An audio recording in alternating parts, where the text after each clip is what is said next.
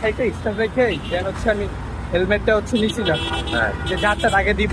হ্যাঁ। তো বাইক যে রাইখা গেছিলাম, গরম হয়ে গেছে না।